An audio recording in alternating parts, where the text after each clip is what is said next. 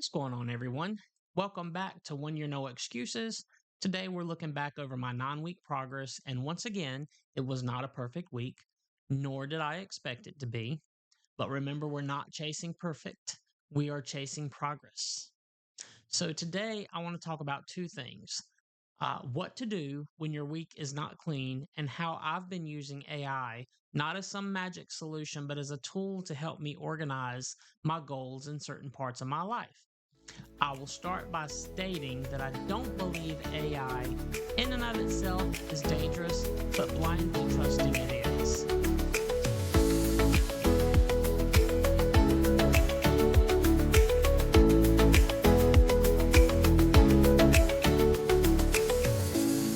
Okay, let's run the checklist. For my Bible reading, I got a partial. For prayer, I got another no. Um, Carnivore, partial. Book of the month, yes, I did do some reading.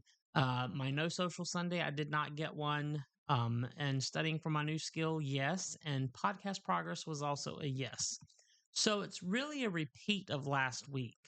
Not great, not terrible, kind of somewhere right in the middle. But remember, we want to be in that middle ground, not perfect, but not quitting. If I've said it once, I've said it a dozen times. Most weeks are not going to be perfect. If you're waiting for a perfect streak before you feel good about yourself, you're going to be waiting for a really long time. Um, Here's what did go right though. So I fasted again on Monday, and this particular week I also fasted on Tuesday. So I had a 48-hour fast, and I'm really starting to like that weekly reset.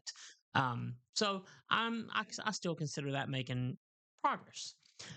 Now, here's where this ties into today's topic. Because the only reason I even have a checklist like this is because I sat down earlier this year and I said, what do I actually want my life to look like by the end of 2026? And I didn't figure that out alone. I used AI to help me. Um, but let's get something straight up front. AI is not smart in the way people think it is. Um, I don't know. It doesn't know you, it doesn't care about your goals, nor is it some purveyor of wisdom. But what it does have is the ability to organize information really fast. So instead of treating AI like some all knowing authority, we should treat it like a tool or a resource or an assistant, some might say. Kind of like a whiteboard that talks back to you. I used to work in IT support, and sort of a help desk of sorts. And we were responsible for remotely troubleshooting users' issues. Our number one rule was trust but verify. And I think that applies to AI usage as well. If AI gives me an idea, I'm going to question it. If it gives me a plan, I might use it as a starting point, but I'm going to make adjustments. If it gives me advice, um, I'll run through it using common sense and some real world experience. Uh, because here's the thing, if you blindly follow AI, you're just outsourcing your thinking. That's not a good idea. And that's actually a really bad habit. Does that make sense? Um, okay, here's exactly what I did. You don't need a techie background. I didn't use any complicated prompts. I literally started with something like, here are the areas of my life I want to improve. Help me turn this into clear, measurable goals. That's pretty much all I did. And from there, I worked with it to refine things into what I wanted to become my 7 goals for 2026. The checklist that I report on each week for Bible reading, prayer, diet, book of the month, screen time, education, podcast. So those were my 7 goals that came out of my prompt. Now I read you a portion of the prompt. I didn't read you all the things I wanted to accomplish this year. So, uh, but paired together, they helped me come up with a series of goals that are achievable, measurable, and that I'm actually looking forward to doing. But I do want to emphasize that AI did not create those goals. I did. AI just helped me to organize them, to make them measurable, like I said, to break them into sometimes daily actions, sometimes weekly or monthly. But folks thinks that a lot of folks think AI is going to tell them what to do with their life, but it doesn't work that way. If you don't bring some direction and context into the conversation, you'll get very generic answers back. Um, if you're listening to this and thinking, I'm not techie, I wouldn't even know where to start. Well, good. You don't need to be. Um, a simple way to use AI for your own life. Let's list it out in some steps here. Step one, define your areas. Ask yourself about your health, about your faith, about your finances, about your career, about your relationships. Just list out things that matter to you and how you might like to change those areas of your life. Step two, um, dump your thoughts. Typing up something messy like, I want to lose weight, read more, stop wasting time on my phone, and build something on the side.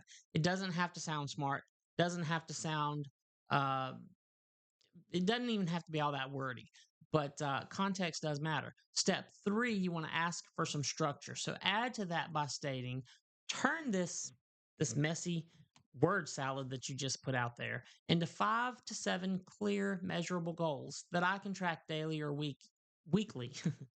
Now you've got something usable. And then step four, you can build your plan.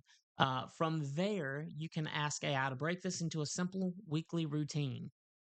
And now you've got a system or the beginnings of one. Remember, just because AI outputs its recommended system doesn't mean you have to follow it exactly. It's there to help you brainstorm ideas. So use it as a starting point and build your own flow. And then lastly, you want to make adjustments. So once you have a system, you're not bound to that system. You can make adjustments. You can evolve your system. You can edit it as needed. And I encourage you to do so. Because the first version is never going to be perfect. Mine wasn't. It still isn't. The last few weeks have proven that. I think I mentioned I might be considering some changes or modifications to my goals in the coming weeks. Haven't got there yet, but I'm still thinking about it. Now, having said all that, it's really important to understand that you should never put sensitive information into AI tools. That means this should be obvious, but maybe not so. Maybe not as much as I think it should be. Don't type your social security number into an AI chatbot. Don't provide credit card numbers to the AI chatbot.